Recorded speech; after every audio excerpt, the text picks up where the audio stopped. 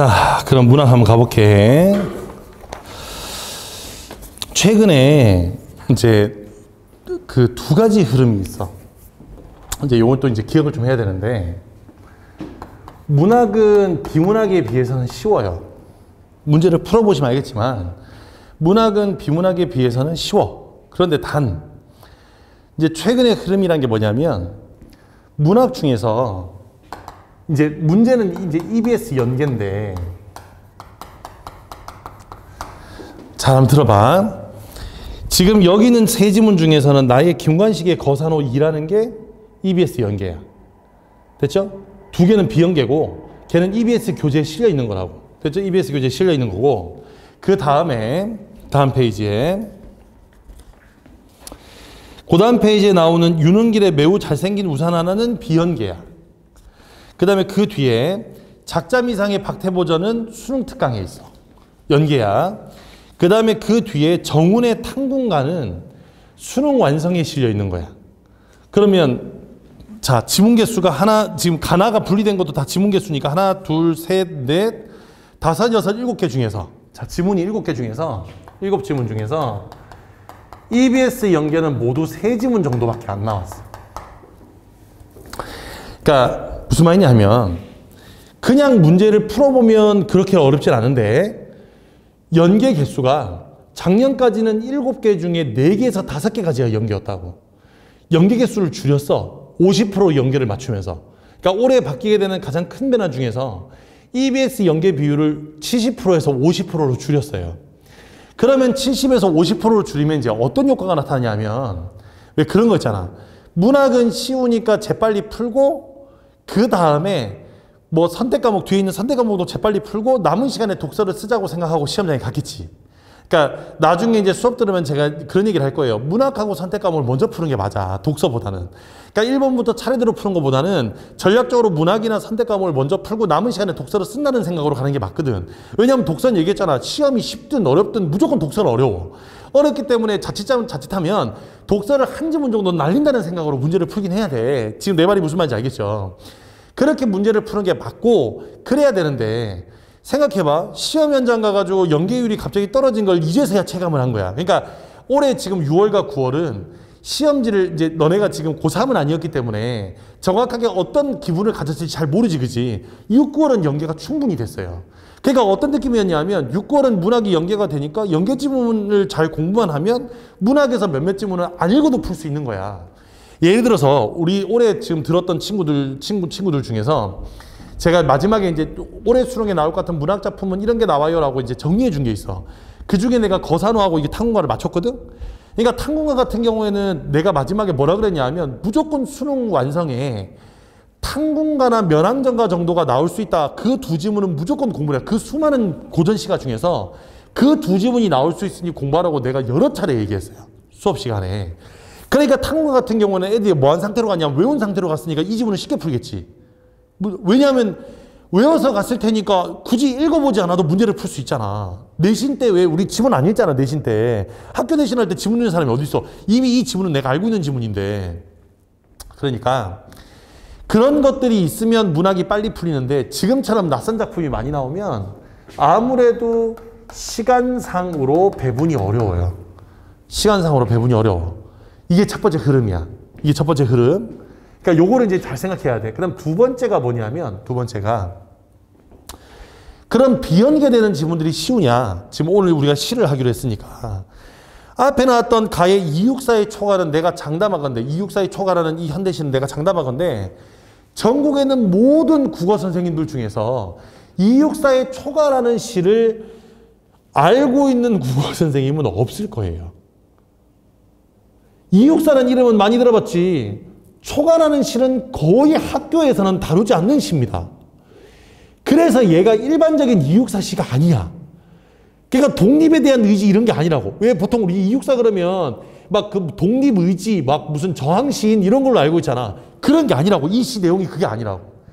그렇기 때문에 낯선 작품, 그러니까 EBS 연계가 되지 않는 이런 낯선 작품에 대한 난이도가 이전보다는 올라갔어요. 그러면 그 말은 무슨 말이냐면, 문학을 애시당초 감상하고 독해하는 연습을 해놓지 않으면, 그러니까 그냥 단순히 EBS 교재만 달달달 외워서 가서는 절대 여기 있는 이 작품을 읽어낼 수가 없는 거야. 순간적으로 당황하게 되니까. 물론 읽으려면 읽거든.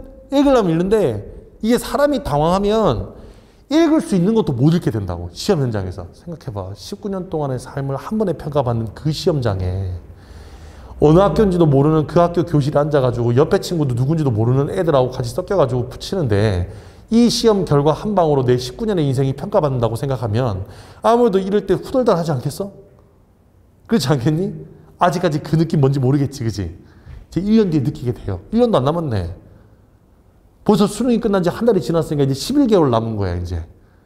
11개월 뒤에 느끼게 되는데 아마 지금 우리 영상 보고 있는 친구도 마찬가지고 지금 이 자리에 있는 친구도 마찬가지일 거예요. 지금은 11개월 그러면 까마득해 보이지만 금방 옵니다. 지금 입었던 옷 다시 꺼내서 입는 시기가 오면 시험을 봐요. 그지? 그래서 금방 와. 금방 와. 그래서 문학은 어떻게 해야 되냐면 요렇게 낯선 작품, 요거에 대한 독해 연습을 이번 방학 동안에 조금 해야 되는데 잘 봐. 여기서 이제 중요한 거. 아까 했던 것처럼 독서처럼 각 연마다 각 문단마다 어느 내용이 나온다고 내용 요약 정리하는 이런 건 하면 안 돼. 얘기했지만 아까 전에 문학은 출제자의 의도가 어디에 들어있다?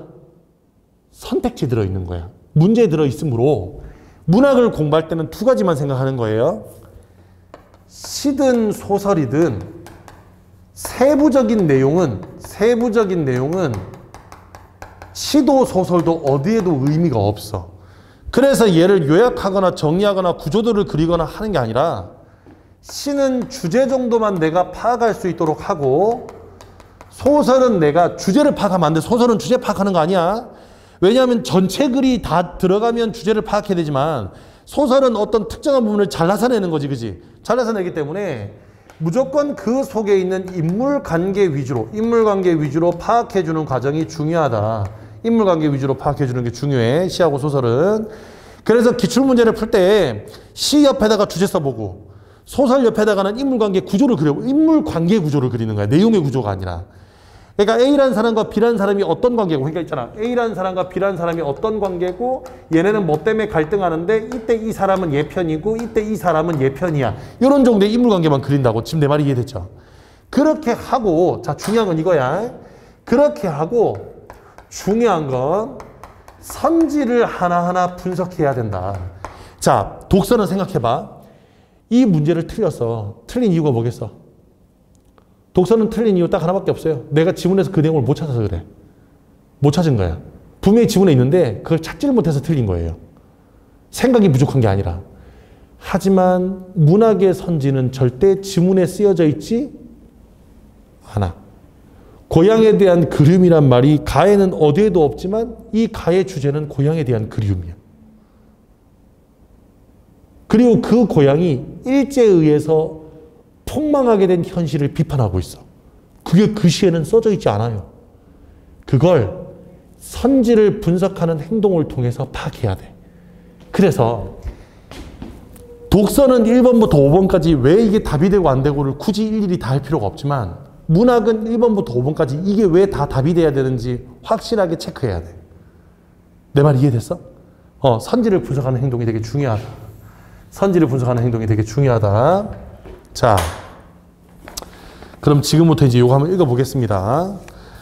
자, 항상 문학은 뭐부터 읽어야 되냐면, 문학은, 자, 시험장에서야 뭐가 나오든 무조건 보기부터 확인해야 돼. 처음부터 가를 대뜸 읽는 게 아니라 문제로 가봐. 문제로 가서 문제의 보기부터 먼저 확인하는 거야. 자, 19번에 갔더니 19번에 가에 대한 보기가 나옵니다. 그죠? 자, 읽어볼게요. 이육사는 초가를 발표하면서 유폐된 지역에서라고 창작 장소를 밝혔다. 이곳에서 그는 오래전 떠나온 고향을 떠올려 시로 형상화했다. 그 다음 이쪽 가볼게. 오래전 떠나온 고향을 떠올려 시로 형상화했다. 그 다음 이줄. 그럼 화자는 어디 있다 지금? 고향이 아닌 타향에 있고 고향을 그리워하고 있는 거야. 맞죠? 자, 그 다음에 그 뒤에 계절의 흐름에 따라 낭만적인 봄에서 비극적인 겨울로 시상을 전개하여 밑줄 그어볼게. 낭만적인 봄의 동그라미 비극적인 겨울에다가 세모치고 낭만적인 봄의 동그라미 비극적인 겨울에다가 세모치고 밑줄 그어보자. 시상을 전개하여 악화되어 가는 일제강점기의 현실을 묘사했다. 그 다음 밑줄. 이걸 가지고 이 가시를 읽어야 되는 거야. 자, 그럼 가로 가볼게. 가로 갑니다. 구겨진 하늘은 묵은 이야기책을 편듯 돌다물이 고성같이 둘러싼 상기슭. 그래서 그러면 여기에 있는 상기슭에다가 네모박스 한번 쳐봐. 그러면 이 상기슭은 어디게? 그러면 빨리 보기 봐. 시는 항상 보기를 읽었으면 보기랑 견주어 가면서 읽어야 돼. 그냥 읽지 말고 보기랑 견주어 가면서 한다. 보기에서 뭐라 해서 유폐된 지역이라 그랬지, 그지? 그러므로 이 상기슭은 어디야? 유폐된 지역이겠네. 맞아? 여기는 이곳은 유폐된 지역이겠네. 유폐된 지역. 상기슭은 유폐된 지역이야. 자, 그러면서 박쥐 나래 밑에 황혼이 묻어오면 초가 집집마다 호롱불이 켜지고 고향을 그린 묵화 한 폭 조미 쳐. 그러면 고향을 그린 묵화 한 폭에 조미 쳐 있대. 조미 쳐 그 다음 밑줄. 그러면 조미 쳐 있다는 얘기는 조미 뭔지 아나? 조미 뭐냐면 곰팡이 같은 게 쓴 거야. 그러면 고향을 그린 묵화가 곰팡이 같은 게 썼다는 얘기는 고향을 떠나온 지가 그렇지 오래되었음을 이야기하는 거예요. 거기 보기에 있는 내용 그대로인 거야. 그래서 여기에 조미 쳐 있다는 얘기는 오래전에 떠나온 요 얘기네. 아까 전에 보기에서 우리가 봤던 내용이야. 그러면 여기서부터 본격적으로 이제 뭐에 대한 내용이 들어가? 이제 고향에 대한 내용이 들어가겠네? 이해가 됐어? 그러면 여기는 이 묵화의 기능은 뭐겠어? 고향 회상의 매개체겠지. 맞죠? 묵화에다 고향 회상의 매개체라고 써봐. 고향 회상의 매개체일 거야. 이 묵화를 보면서 고향을 회상하기 시작했어. 띄엄띄엄 보이는 그림 조각은 앞밭의 보리내에 말매나물 캐러 간 가시네는 가시네와 종달새 소리에 반해. 자, 보리밭 나오고 무슨 거기 종달새 소리 나오니까 계절은 뭐겠어? 봄이겠지. 그래서 앞에다가 봄이라고 써봐. 그러면 앞에 봄이라고 써두면 지금 이거는 계절이 뭐야? 봄이니까 아직까지는 지금 우리 동네가 긍정적이야, 부정적이야? 긍정적이어야 되잖아. 낭만적이라 그랬으니까. 좀 더 가볼게. 빈 바구니 차고 오긴 너무도 부끄러워 술래짠 둑밤이에 몸에 꽃이 피었고 그 그네줄에 비가 오면 풍년이 든다더니 암내강에 시래나무 밀려나리면. 자, 거다 밑줄 가보자. 암내강에 시래나무 밀려나리면 거다 밑줄. 여기서 나리다가는 뭐냐면 내려가다 이 말이야. 암내강에 있는 시래나무가 내려갔대. 그 말이 무슨 말일까? 나무가 내려갈 수 있나? 자, 금방 비 온다 그랬지. 비 온다 그랬는데 비가 오긴 온 거야. 비가 오면 풍년이 든다 그랬어. 그런데 적당히 비가 와야 풍년이 드는 거잖아. 근데 지금 암내강에 뭐가? 나무가 내려갔다고. 나무가 내려갔다는 얘기는 이 동네에 뭐가 왔다는 얘기? 비가 겁나 개 많이 와가지고 지금 홍수 났다는 얘기잖아. 이해가 됐어? 그래서 여기에 홍수가 났어. 엄마나 점점점 부정적으로 변해가. 그래서 젊은이는 젊은이와 뗏목을 타고 돈 벌러 항구로 흘러간 몇 달에 서리빨 입조도 못 오던 바람이 불어. 바람에다가 세모 쳐봐. 그러면 요거 세 줄 묶으면 자, 젊은이들은 젊은이와 뗏목을 타고 항구로 흘러갔고 오직 이곳에는 뭐 한다고? 바람이 불고 있어요. 그러니까 이거 지금 뭐 하고 있냐면 젊은이들이 결국 홍수가 나니까 농사를 지을 수 있어 없어? 없으니까 뗏목 타고 다 도시로 간 거야. 그럼 이 동네는 어떻게 돼? 황폐해졌겠네. 됐어? 그래서 요거는 황폐해진 거야. 황폐해졌어. 여기는 이 홍수 때문에 젊은이들은 모두 다 떠나가 버렸어요. 황폐해진 곳이야. 자, 그런데 그 뒤에 피로 가꾼 이삭이 참새로 날아가고 참새 세모. 이 새끼가 다 먹어버렸어. 곰처럼 어린 놈이 북극을 꿈꾸는데 북극의 동그라미. 그럼 이거 이상향이 되겠지, 그지? 이걸 꿈꾸는데 늙은이는 늙은이와 싸우는 입김도 벽에 서려 성에 끼는 한겨울밤은 한겨울밤에다 세모 치세요. 그럼 계절이 뭐가 됐어 이제? 겨울이 되었네. 밑줄 꺼볼게. 동리에 밀고자인 강물조차 얼붙는다. 그 다음 밑줄. 그러면 이것이 뭐라 그랬어? 아까 제가 보기에서. 점점 악화되어가는 현실이네요.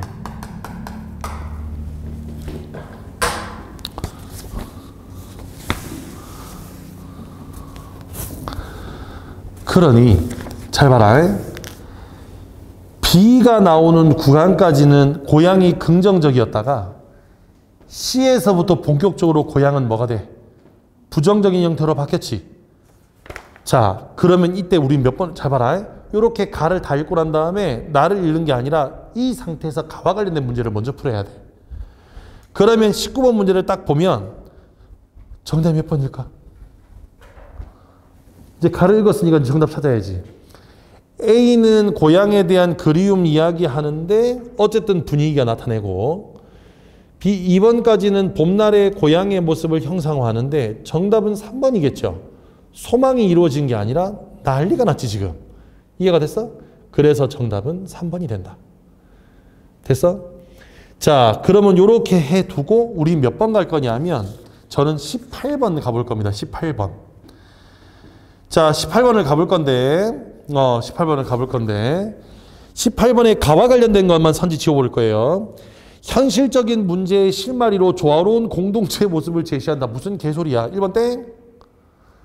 그 다음에 4번. 모두 자연물이 쇠락하는 과정을 제시하여 인생에 대한 무상함. 이거 인생 무상함과 관련 있나요? 주제가 인생 무상이 아니잖아. 이해가 됐죠? 그 다음에 5번에 자연과의 교감을 통해 장소에 대한 낙관적 전망. 얘들아, 낙관적 전망이란 건 미래를 기대할 수 있어야 돼. 이거 미래 기대할 수 있니?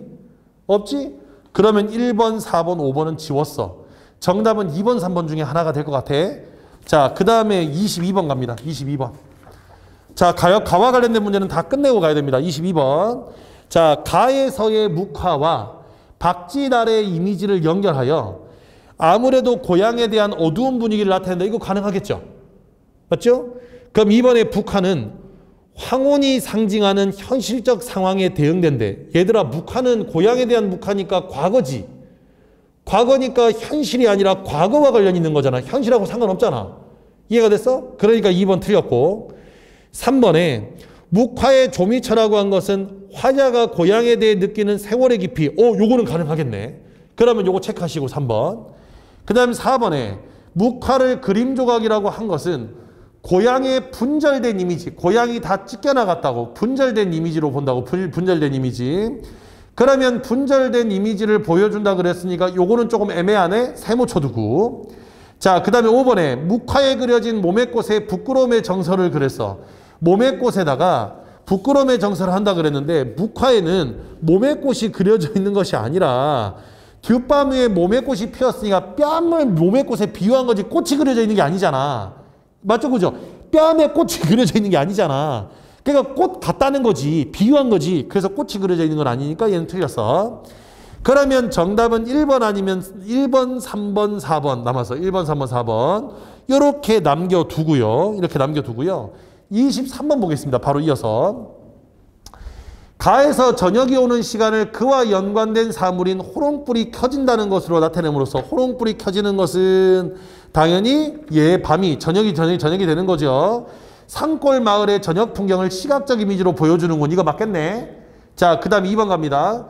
가에서 고향에 머무르지 못하고 객지로 떠나는 현실을 뗏목을 타고 흘러나가는 것과 연관지음으로써 삶의 불안정함을 구체적인 이미지로 보여주는 건 얘도 맞겠네. 그러면 1번, 2번은 다 지우고 가야 되겠지, 그지? 얘를 다 지웠어. 자, 그러면 선지들을 요렇게 대체적으로 지웠단 말이지. 자, 요렇게 해두고 다시 본문 돌아가자. 자, 이번에는 가가 아니라 나를 읽어보겠습니다. 나가 EBS 연계인데 나가 여기서 제일 쉬워. 시가. 여기서 제일 쉬운 시야. 가볼게요. 오늘 북창을 열어 장거리를 등지고 산을 향하여 앉은 듯은. 자, 장거리에다 세모 치고 산에다 동그라미 쳐봐. 장거리는 등졌고 산을 향하여 앉았지. 그러면 장거리와 산이 서로 뭐가 된다? 그렇지, 대조가 되겠네. 장거리는 등지고 산을 향하여 앉았으니까. 됐어? 사람은 맨날 변에 쌌지만 태고로부터 풀어온 산이 아니야. 자, 사람에다가 세모 치세요. 사람은 장거리랑 연결해야 되겠네. 그러니까 사람은 장거리랑 연결하는 거니까 부정적인 거지. 맨날 변해가는 거니까. 하지만 밑줄 꺼볼게. 태고로부터 풀으러 온 산 거다 밑줄 치고 1번. 그러면 산이 나는 좋아. 좋은 이유는 항상 푸른색이었어. 여기까지 됐어. 항상 푸른색이었어. 자, 그 다음 갑니다. 고요하고 너그러워 수하는 데다가. 자, 고요하고 너그러워 수하는 데다가 밑줄 치고 2번. 이게 두 번째 좋은 점이야. 고요하고 너그럽고 여기서 수라는 건 오래 산다 이런 뜻입니다. 장수할 때 숫자야. 장수하다 오래 산다야. 오래 사는 데다가 보옥을 갖고도 밑줄 꺼볼게. 자랑 않는 겸허한 산 밑줄 치고 3번 달아봐. 그러면 좋은 이유는 세 번째 겸손하기 때문에 좋은 거예요. 겸허하다가 겸손하거든. 겸손이 좋은 거야. 이게 3번. 마음이 본시 산을 사랑해 평생 산을 보고 산을 배우네. 그럼 평생 산을 보고 산을 배웠으니까 얘는 평상시에도 계속 뭘 좋아했다고? 산을 좋아했어. 그 품 안에 자라나 거기에가 또 묻히리니 내 이승의 낮과 저승의 밤이 아라이 뻗쳐있는 달이 놓은 산. 내 품이 내 고향인 그리운 산아. 미역치 한 이파리 산긋한 산 내음새. 산에서도 오히려 산을 그리며 꿈같은 산전기를 그리며 산대. 그럼 산 좋다는 얘기인 거야 시가. 자, 그럼 이걸 가지고 20번 문제 갑니다. 1번 산을 수시로 변하는 인간과 달리 태고로부터 본질을 일치하는 불변성인 것으로 인식한다. 맞죠? 2번 산을 인간의 덕성을 표면하는 데 집중하는 적극적인 의지를 지닌 존재. 적극적 의지 있어 없어? 오히려 얘는 겸손하다 그랬지 그지? 그러니까 적극적인 의지하고 상관없어. 산은 삶과 죽음을 이어주는 거 맞죠 그죠? 삶과 죽음을 이어준다고 써져 있잖아 그게. 그런 적고양으로 인식해서 그림의 대상으로 부르는 거 맞지 그지? 산에 산이라도 산이 그립다 그랬으니까. 그래서 여기는 이 산을 지속적으로 지향해야 될 궁극적인 존재로 인식하는 거 맞겠네? 그래서 20번의 정답은 몇 번? 2번. 자, 그대로 18번. 2번, 3번 두 개 남았잖아. 자, 2번. 현실에 대한 부정적 인식을 바탕으로 앞날에 대한 회의. 여기서 회의란 건 의심과 후회입니다. 여기서 의심과 후회는 드러나 안 드러나? 안 드러나니까 2번 치우고 나면 자동으로 정답은 3번. 맞잖아. 자동으로 정답은 3번이지. 됐죠? 이건 다를 굳이 확인하지 않아도 얘밖에 안 남았으니까 얘가 정답인 거야. 자, 그 다음에 뒤로 넘겨서 22번. 1번에 북창에서 바라본 산의 품에 주목하여 산이 주는 아늑한 분위기를 들어야 한다. 맞네? 그럼 정답은 1번이네. 자, 그럼 3번 안 되는 거. 북창을 오늘 열었다고 한 것은 산을 대하는 화자의 인식이 변화된 시점. 얘들아, 산에 대한 화자의 인식이 변한 적이 있어? 평생 산을 보고 산을 배운다며. 오늘 인식이 변한 적 없어. 그래서 3번 돼, 안 돼? 안 돼. 그럼 4번에 북창을 열어 산을 보고 있다는 것은 선망하는 세계와 분리된 이미지를 나타낸다. 분리된 게 아니라 연결되는 거 아니야? 창문을 열어서 산을 바라보게 된 거니까. 만일에 분리시키려면 창문을 어떻게 써야 돼? 그렇지, 닫았어야지. 그래야 분리가 되지. 됐죠? 그래서 이 문제의 정답은 몇 번? 1번이 정답인 거야. 자, 23번. 3번. 나에서 세속적인 삶의 공간 전체가 이해관계가 얽혀있는 장거리의 속성을 활용한 거 맞죠? 활용해서 인심이 쉽게 변하는 것. 그래서 사람은 맨날 변해 쌌지만 그랬으니까 인심은 변하는 거 맞지? 그러면 3번도 지워. 그러면 남는 게 4번, 5번 남았네. 그러면 지금 여기 남은 문제가 뭐가 남냐면 21번과 23번 두 문제가 남는 거예요. 이렇게 문제를 풀어가야 정확도를 올리는 거야. 이거를 가를 손대고 나도 손대고 다도 손댄 상태로 문제를 풀면 헷갈리기만 해. 그래서 선지를 내가 했잖아. 선지를 분석해서 정확도를 높이는 연습을 하면 자연스럽게 선지를 지워가기 때문에 덜 헷갈려. 이해가 됐어? 자, 그럼 다 갑니다. 이옥의 담초입니다. 자, 요거는 수필인데 잘 들어봐. 수필은 항상 뭐가 들어있냐면 여기 수필은 장르의 특성상 깨달음이 들어가야 돼. 그런데 나봐. 깨달음은 주로 앞부분에 나오겠니? 뒷부분에 나오겠니? 자, 지금부터 내가 극단적으로 읽어볼게. 중략 앞은 안 읽을게요. 지금부터 뒤만 읽을 거야. 너네는 그렇게 하면 안 돼. 시험장에서는 다 읽긴 해야 돼. 하지만 다 읽긴 하되 어떻게 하냐면 앞부분은 최대한 가속해서 빨리 읽어주고 대충 내용이 뭔지. 중요한 건 어디에 있다? 뒤에 있다는 생각을 하면 편해져. 이해됐죠? 중략 뒤에 있다는 생각을 하면 편해져. 자, 갑니다. 그런데도 귀함이 저와 같고 처남이 이와 같아. 어떤 것은 부호가의 깊은 장막 안에서 눈앞에 봄바람을 지키고 어떤 것은 짧은 낯을 든 어리석은 종의 소나기에서 가을서리처럼 변한다.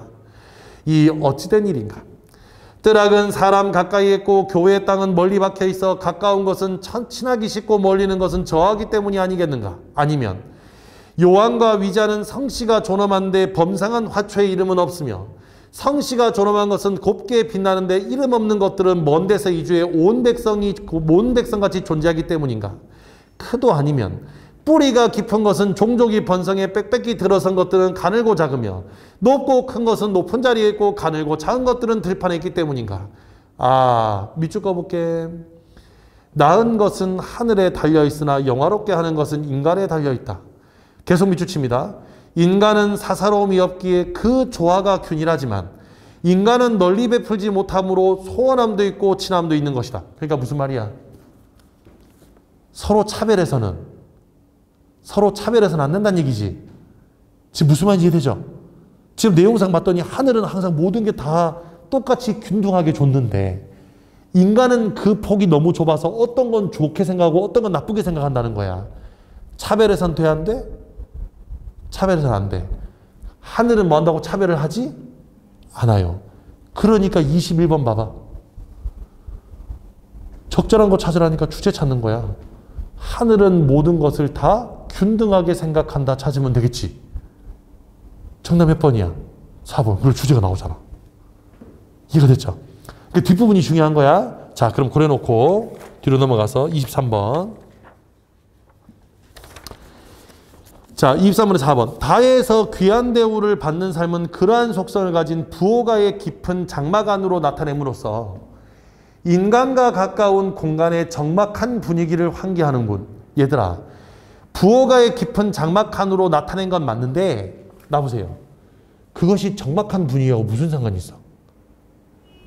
여기는 이 수필은 적막한 분위기하고는 전혀 관계가 없어요. 맞지? 그냥 차별을 한다. 이게 핵심이지 무슨 적막한 분위기가 왜 나와? 됐어? 그럼 5번 봐봐. 소와 나비를 연결해 연관지어 나타냄으로써 하찮게 취급되는 풀과 귀하게 여겨지는 풀의 차이를 구체적인 이미지로 보여주는 건 맞지? 그래서 정답 몇 번이라고? 4번이야. 그럼 다시 나와봐. 그럼 봐봐. 내가 지문 분석을 대충 설렁설렁 했잖아. 근데 전체적인 주제만 잡히니까 문제는 어때? 앵간히 풀리지. 그러니까 독해 연습을 하되 전체적인 내용을 파악하는 방향으로 가야 돼, 문학은. 그럼 다시. 지문을 읽을 때 세세한 정보를 처리하는 건 문학에서 해야 돼, 독서에서 해야 돼? 독서에서 해야 되는 거야. 문학은 세세한 정보 처리 이해가 안 되면 그냥 그거 뭐 한다고 제끼고 넘어가도 돼. 전체적인 내용의 주제를 찾는 게 중요한 거야. 그리고 선지를 가서 쓰여져 있는 말을 보고 다시 그 작품을 집어넣어서 내가 판단한 그 주제를 바탕으로 선지를 집어넣어서 해석하면 문제가 풀려. 지금 내 말이 이해됐어? 그래서 가장 중요한 건 전체적인 내용 파악의 선지 분석인 거야. 이해가 됐죠? 그래서 얘는 지문을 굳이 막 미친 듯이 분석할 필요가 없는 거예요. 그래서 기출문제를 풀 때 오답 정리라는 게 중요한 건 문학이지 독서가 아니야. 독서는 오답 정리가 중요한 게 아니라 지문을 정리하는 게 중요한 거야. 내 말이 이해됐어? 요걸 습관화 삼아서 기출문제를 풀면서 정리하는 게 중요합니다. 이해가 되셨죠? 그렇게 해서 그렇게 겨울방학 동안에 공부를 하시면 좋겠고. 그래서 이제 요거에 대한 그 분석은 제가 여기 지금 이렇게 드렸던 이 총평지가 있어요. 여긴 요 총평지에다가 제가 이런저런 내용들을 이렇게 분석해 놨으니까 요 분석지를 한번 쭉 읽어보시면 나머지 문제도 다 풀어봐야 돼? 무슨 말? 나머지 문제도 다 다시 한번 더 복귀해 보시고 하시면서 요게 이렇게 됐어야 되는구나. 이건 이렇게 읽었어야 되는구나. 이건 이렇게 대비해야 되는구나. 이렇게 써놨으니까 여기 한번 읽어보시면 좋겠습니다. 이해가 됐죠? 이렇게 읽어보셨으면 좋겠다. 자, 그 다음에 그거에 맞춰서 이번 겨울방학 과정에 대한 설명을 좀 할게. 그래서 이번 겨울방학은 뭐 할 거냐면 우리 정규반 수업이 기출문제를 분석하는 반이야. 그러니까 기출문제를 어떻게 분석할 거냐면 지금 오늘 했던 이런 방식으로 분석을 할 거예요. 그러니까 무슨 말이냐면 단순히 그냥 문제 풀고 정답은 몇 번이야 이렇게 밑줄 거라 뭐 해라 뭐 이런 게 아니라 이런 글은 이렇게 읽어야 돼 하는 것들을 하는 수업을 한다. 이해가 됐어? 그러니까 기출을 그냥 단순히 읽기 연습을 하기 위한 기출 분석이 아니라 문제로 어떻게 출제되는지에 대한 패턴을 알아가는 수업이라고 생각하시면 돼. 그러니까 그냥 단순히 집에서 혼자 푸는 것보다는 아무래도 지금 도움을 받는 게 좀 더 낫겠지. 그러니까 오늘 지금 수필만 하더라도 이건 이렇게 읽으면 돼. 정말 거기 있잖아. 이게 이런 것들을 이제 배우게 될 겁니다.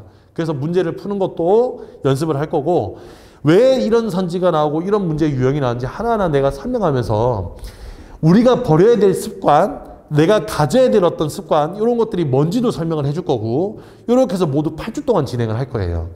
그래서 다음 주에 이제 개강을 하면 다음 주 이제 수요일하고 금요일, 여기는 수요일하고 금요일 수업을 하니까 하면 수업은 3시간 정도 이루어지는데 문학 1시간 반, 독서 1시간 반인데 이제 매 시간마다 배우는 파트가 달라져. 그러니까 예를 들면 첫 시간에 현대 소설을 배울 거야, 문학은. 소설을 어떻게 감상하느냐. 그러면 독서는 뭐 할 거냐면 기본적으로 핵심 내용 찾는 연습을 한번 해볼 거야. 구조 분석할 때 가장 기본은 핵심 내용 찾기거든.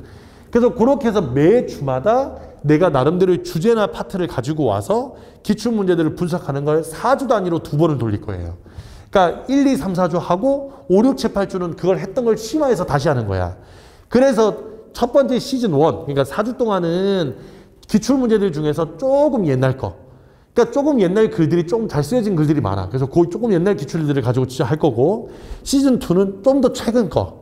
이해가 됐죠? 최근 거. 난이도가 좀 높았던 거 위주로 해서 우리가 지문을 어떻게 읽고 어떻게 분석하고 어떻게 접근해야 되는지에 대한 수업을 그렇게 8주 동안 진행을 할 겁니다.